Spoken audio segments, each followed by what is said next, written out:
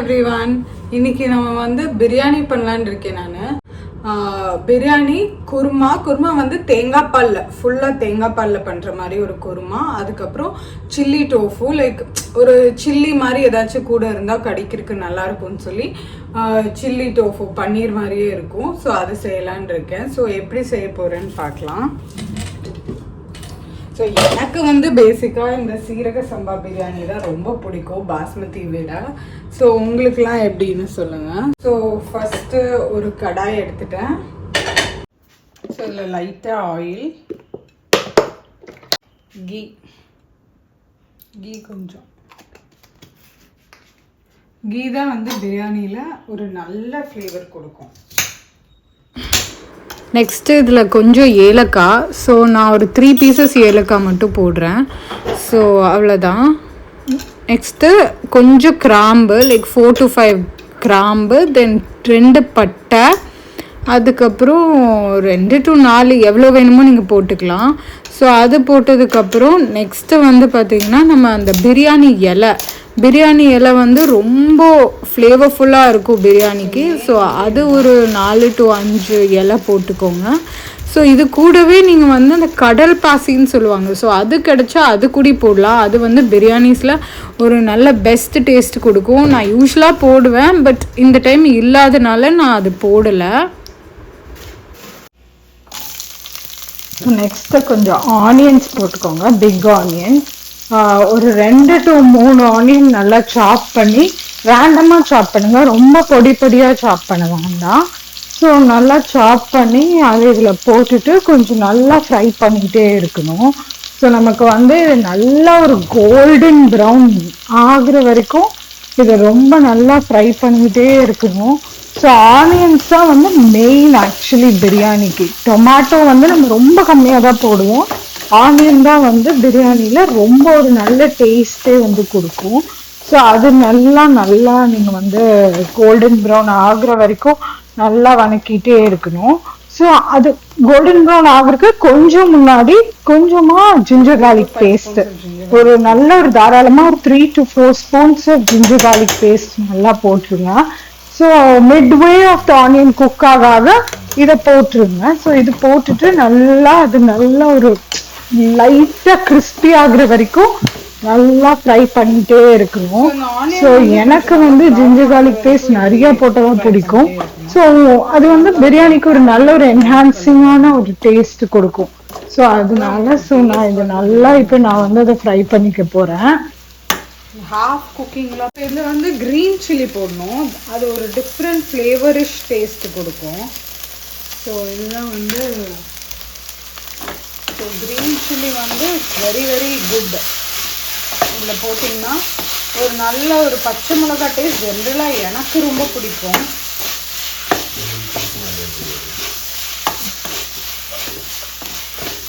So நல்லா fry ஆகிட்டு இருக்குது. ஸோ இப்போ பார்த்தீங்கன்னா இதோட கலரே வந்து நல்லா ப்ரௌனிஷ் ஆயிடுச்சு. ஸோ இந்த ஸ்டேஜில் நான்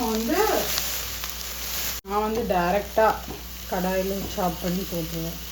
இப்போ நான் இதில் வந்து ஒரு 2 டொமேட்டோ ரேண்டமாக கையிலேயே சாப் பண்ணி ஆனியன்ஸ் நல்லா ஃப்ரை பண்ணதுக்கப்புறம் இதில் நான் போட்டுருவேன். ஸோ இது போட்டு முடித்த உடனே இதுலேயே நான் வந்து தேவையான மசாலா, சால்ட்டு எல்லாமே போட்டுருவேன். இந்த கல்லுப்பு போடுவேன். ஸோ தட் நல்லா சீக்கிரம் வெந்துடும். அது ஒரு 2 to 3 ஸ்பூன் எவ்வளோ வேணுமோ போட்டுக்கோங்க.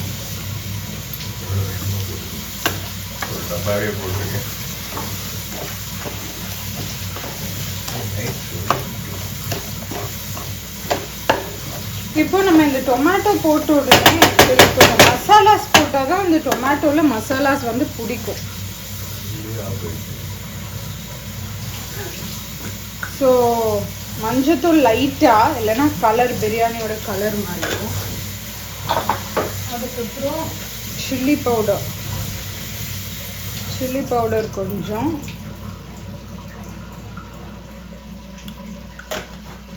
யூஸ்வலாக நிறைய பேர் மசாலா அரைச்சி போடுவாங்க, பட் நான் வந்து இந்த மாதிரி போட்டுப்பேன். இது வந்து வீட்டிலே கிரைண்ட் பண்ண பிரியாணி மசாலா. ஸோ இது ஒரு 1.5 to 2 ஸ்பூன்ஸ். இதோட ரெசிபி வேணும்னா கீழே கமெண்ட் பண்ணுங்க. நான் உங்களுக்கு மாட்டேன்.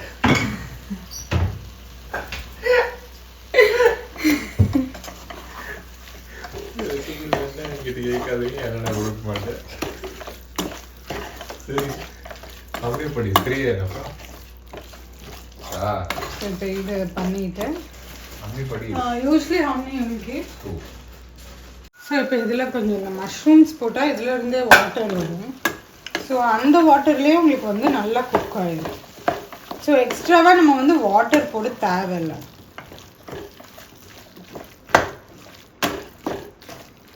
ஸோ இது போட்டுட்டு நம்ம வந்து க்ளோஸ் பண்ணி வச்சிடலாம்.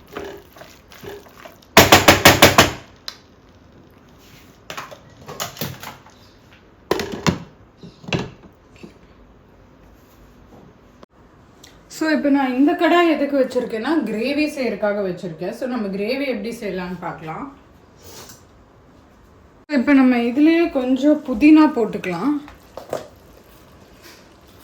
ஸோ புதினா இல்லாமல் பிரியாணி வந்து டேஸ்ட் நல்லாவே இருக்காது. கொத்தமல்லி போட்டாச்சு. ஆக்சுவலி நான் தண்ணி ஊற்றலை, பிகாஸ் மஷ்ரூம்லேயே வந்து உங்களுக்கு தண்ணி வரும் கொஞ்சம். ஸோ அதனால நான் ஊற்றலை. லேட்டராக நம்ம ரைஸ் போடும்போது நம்ம வந்து வாட்டர் ஊற்றிக்கணும். கர்டு. ஸோ இப்போ நான் வந்து கர்டு யூஸ் பண்ணுறேன், பிகாஸ் தேங்காய் பால் இன்னும் ரெடி ஆகலை. ஸோ ஒரு 3 ஸ்பூன்ஸ் கர்டு போட்டுட்டு ஸோ இப்போ இது குக் ஆகட்டும். நம்ம ஹையில் வச்சுருவோம். I can just smell the biryani.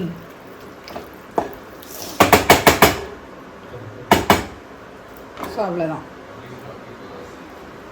So அதுக்குள்ளே நம்ம இந்த கடாயை ஆன் பண்ணிடுவோம்.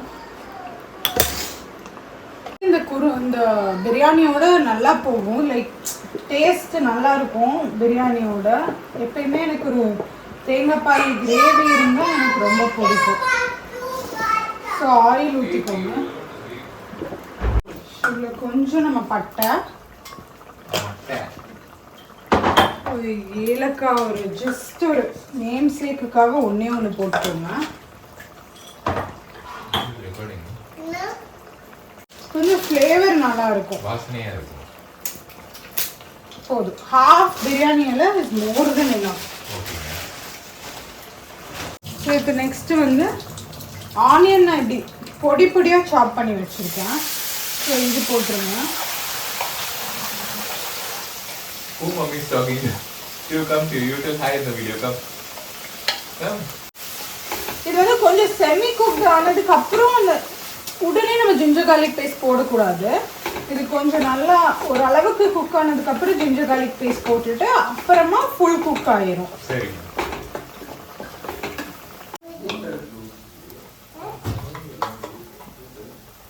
See 1 2 3 4 spoons ginger garlic paste போட்டுக்கோங்க. ஸோ அப்போ தான் அந்த ஃப்ளேவர் வந்து நமக்கு நல்லா இருக்கும். ஏன்னா இது பிரியாணியோட சாப்பிட்றோம் இல்லையா. ஸோ இது போட்டுட்டு நம்ம வந்து க்ரீன் சில்லியும் இதுலேயும் கட் பண்ணி போட்டுக்கணும். ஸோ அந்த க்ரீன் சில்லி ஃப்ளேவர் வந்து ஸோ க்ரீன் சில்லி போட்டுட்டு நம்ம காரம் வந்து கம்மி பண்ணிக்கலாம். ஆல்வேஸ் இதில் வந்து க்ரீன் சில்லி டேஸ்ட் வந்து ரொம்ப நல்லா இருக்கும்.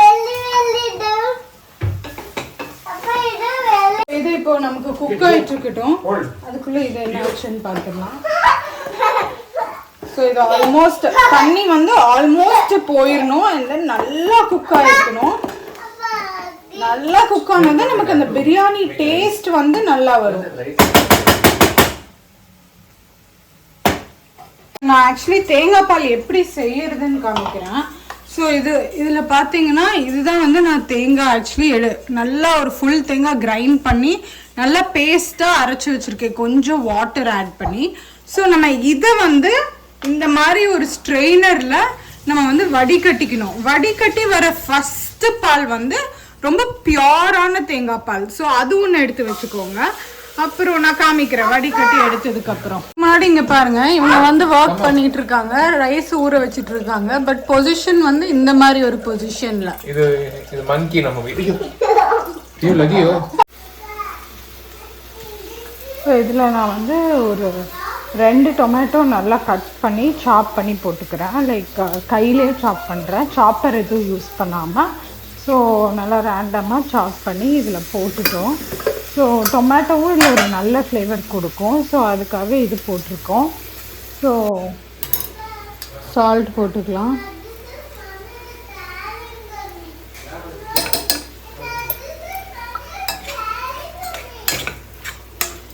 ஸோ இதை நம்ம க்ளோஸ் பண்ணி வச்சுருவோம். ஸோ இப்போ இதில் வந்து ஆக்சுவலி ஒரு படி அரிசிக்கு இந்த படியில் நான் எடுத்திருக்கேன். இதில் வந்து ஒரு படி அரிசிக்கு 1 டம்ளர் தண்ணி ஊற்றணும். ஸோ நான் வந்து 3 படி எடுத்திருக்கேன். ஸோ 3 படிக்கு நம்ம வந்து 4.5 படி போட்டுப்போம். ஸோ இப்போ நம்ம வந்து ரைஸ்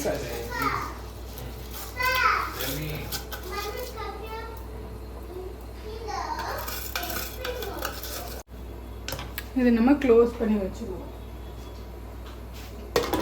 எஸ். ஸோ இந்த ஹோல் நம்ம வந்து கவர் பண்ணிட்டோம்னா நல்ல ஒரு தம் ஆயிடும். தம்மெல்லாம் அடிக்கூடாதுங்க. ஸோ இது வந்து நம்ம இந்த ஹோலையும் நல்லா கவர் பண்ணி விட்டுருவோம். கொஞ்சம் ரைஸ் பார்த்துங்க. இதில் நம்ம மசாலாஸ் போட்டுருவோம். பிகாஸ் டொமேட்டோஸோடைய மசாலாஸ் போட்டால் தான் அது வந்து பிடிக்கும் நமக்கு. ஸோ மஞ்சத்தூள் கொஞ்சம் ஜாஸ்தியாக, அதுக்கப்புறம் சில்லி பவுடர் ஒரு 1.5 ஸ்பூன்ஸ்,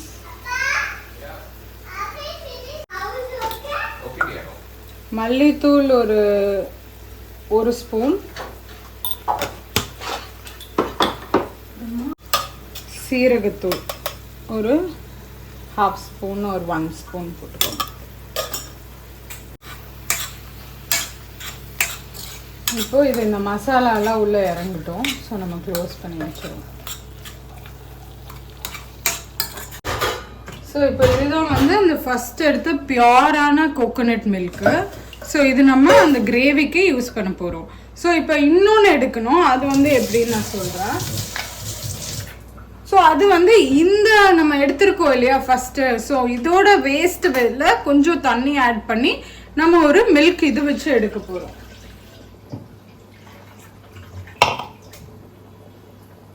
கொஞ்சம் இதில் நம்ம கரம் மசாலா போட்டுக்கலாம். ஸோ அதை போட்டுட்டு இதில் நம்ம கொஞ்சம் இப்படி இதை நல்லா மேஷ் பண்ணி விட்டுட்டோம்னா அது நல்ல ஒரு சாஃப்டான பியூரி மாதிரி ஆயிரும். ஸோ மேஷ் பண்ணுறது ரொம்ப இம்பார்ட்டன்ட். இல்லைன்னா உங்களுக்கு அந்த குழம்புல வந்து அந்த பீசஸ் அப்படியே இருக்கும். அந்த தண்ணி ஊற்றி எடுத்த பால். ஸோ இது நம்ம ஃபுல்லாகவே இதில் போட்டுருவோம்.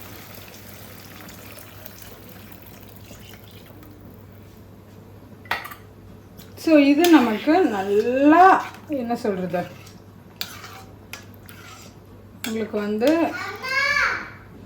நல்லா கம்மியாகணும் குவான்டிட்டி. இப்போ இந்த தேங்காய் பாலில் கொஞ்சம் நல்லா இது வந்து குக் ஆகி அப்படியே குவான்டிட்டி கம்மியாகணும். அதுக்கப்புறம் நம்ம அந்த ஃபஸ்ட் எடுத்த பியூரஸ்ட் மில்கை இதில் நம்ம ஊற்றுவோம். ஓகேயா? நம்ம லைட்டாக க்ளோஸ் பண்ணி வச்சுருவோம். ஸோ இந்த டோஃபு இது வந்து ஆக்சுவலி பன்னீர் மாதிரியே இருக்கும். ஸோ இதுதான் நான் வந்து கட் பண்ணி போட்டு மசாலாஸ் ஆட் பண்ண போகிறேன். ஸோ அது எப்படி பண்ணுறதுன்னு நான் உங்களுக்குலாம் காமிக்கிறேன். இது இப்படி நம்ம க்யூப்ஸாக கட் பண்ணிவிட்டு இதில் மசாலாஸ் போடணும். என்னெல்லாம் நான் சொல்கிறேன்.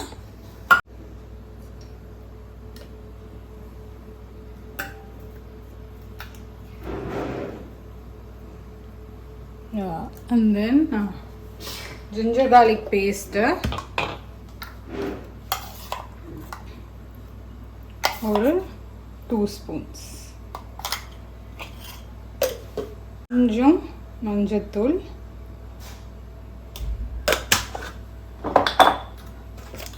லைட்டா chili powder,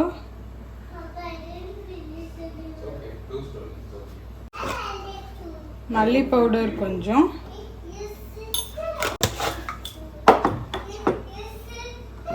இது வந்து சில்லிங்கிறதுனால நம்ம ஃப்ரை பண்ண போகிறோம், செமி ஃப்ரை. ஸோ கொஞ்சம் ஹிங் போட்டுக்கலாம், பெருங்காயத்தூள். அதுக்கப்புறம் கொஞ்சமாக கரம் மசாலா,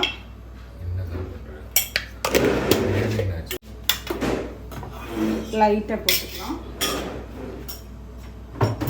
ஸோ இதில் வந்து ஒரு 1 ஸ்பூன் நம்ம அரிசி மாவு இருக்கு இல்லையா, பச்சரிசி மாவு, அது கொஞ்சம் ஒரு 1 ஸ்பூன் போட்டுட்டு. ஸோ அந்த கிறிஸ்பினஸ் நல்லா இருக்கும். நீங்கள் ஆக்சுவலி இந்த அரிசி மாவு எதுக்கு போடுறோம்னா கொஞ்சம் கிறிஸ்பியாக இருக்கிறதுக்காக போடுறோம். அப்புறம் கடலை மாவு,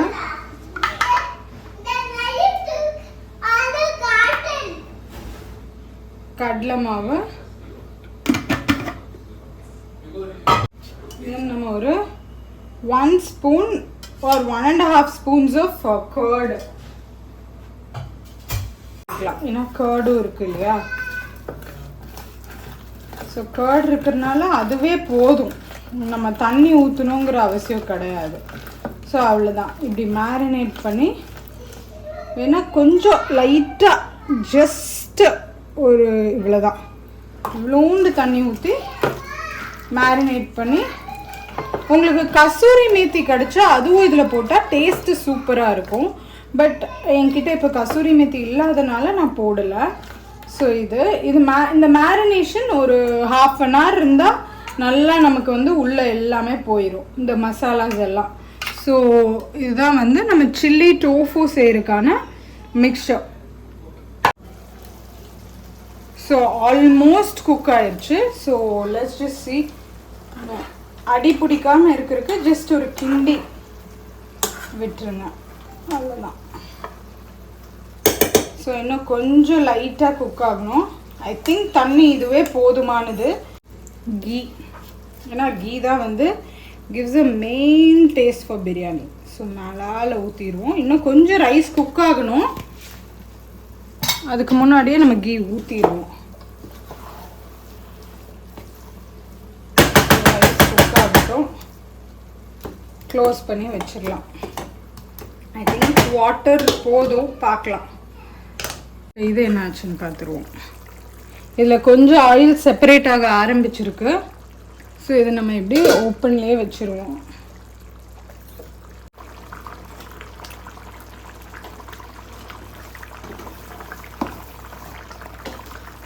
ஸோ செம்ம சூப்பராக குக் ஆகிருக்கு பிரியாணி. குருமா வந்து நான் சொன்ன மாதிரியே டபுள் த குவான்டிட்டி கம்மி ஆகணும். அப்புறம் தான் நம்ம வந்து பியூரஸ்ட் தேங்காய் பால் அதில் ஊற்றி கடைசியில் கொரியாண்டர் லீவ்ஸ் போட்டு இறக்க முடியும். ஸோ இது ஹை ஃப்ளேம்லேயே இருக்கட்டும், நல்லா கம்மியாகணும். ஆல்மோஸ்ட் நல்லா குவான்டிட்டி கம்மி ஆயிடுச்சு. ஸோ இப்போ இந்த ஸ்டேஜில் இந்த பியூரஸ்ட் தேங்காய் பால் இருக்கு இல்லையா, ஸோ இதை வந்து நம்ம இதில் சிம் பண்ணிவிட்டு, ஆக்சுவலி பார்த்திங்கன்னா ஆஃப் பண்ணிட்டு தான் ஊற்றணும். ஏன்னா அது வந்து தெரிஞ்சிடும், இது வந்து பியூரஸ்ட் தேங்காய் பாலுங்கிறதுனால இது வந்து திரியறதுக்கு நிறைய சான்சஸ் இருக்குது. ஸோ நீங்கள் நல்லா பக்குவமாக இது வந்து ஊற்றிட்டு, ஸோ நான் இப்போ இது ஊற்ற போகிறேன், நல்லா பார்த்துக்கோங்க.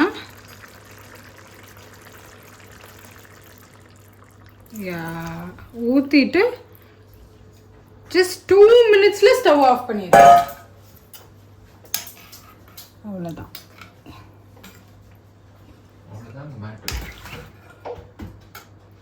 ஸோ நல்ல ஒரு குருமா.